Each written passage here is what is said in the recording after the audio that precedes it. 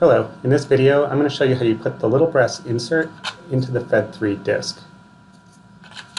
If you go to the FED3 wiki, you'll find this video on assembling FED3. And really we're just going to focus on one small part, which is putting this threaded brass insert and the set screw in, as it's a crucial aspect in assembling FED.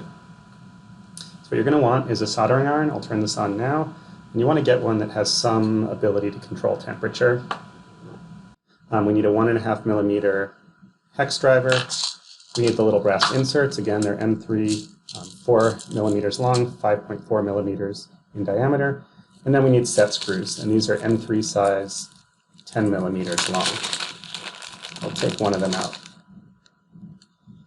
I've also got a range of discs here.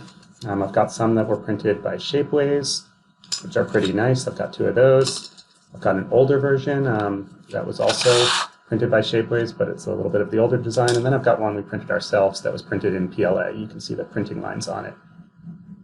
So all we're going to do when this is heated up is be very careful of the tip. Let me just make a little space here. We'll do one of these Shapeways first. Be very careful of the tip, but you can hold one of these and just put it on there. So now it's on the tip. And what's nice about this special soldering iron tip is that it won't grab onto the insert. So I've got this up at 305 degrees, something in that range.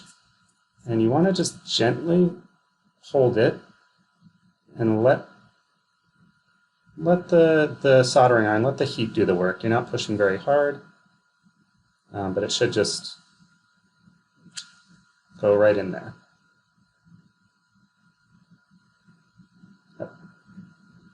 And then let it cool down, and it'll hold itself in place.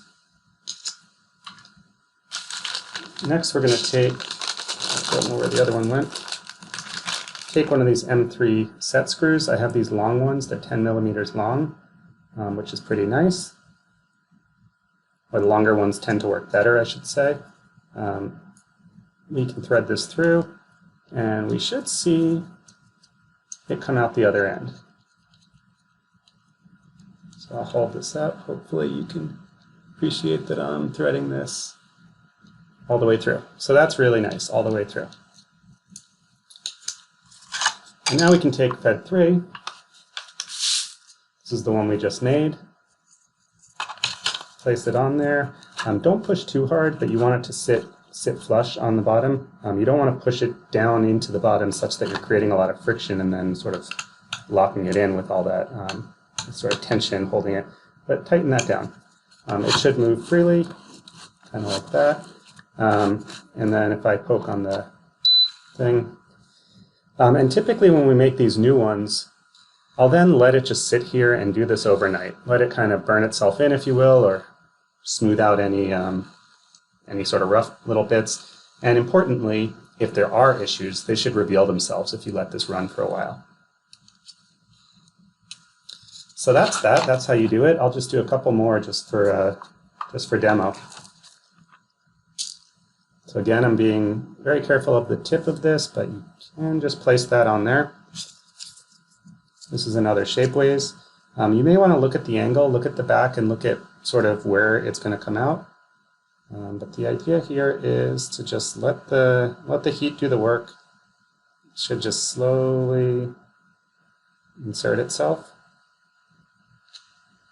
And if you look through it, I don't know if you can see that with the camera, but if you can kind of look through it, it should look clear. You should be able to see, right underneath, all the way through it.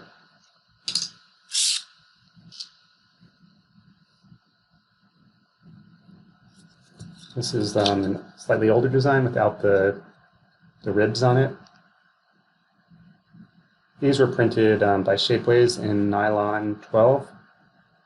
They're HP multi-jet fusion, which I think works out really well for 3 parts.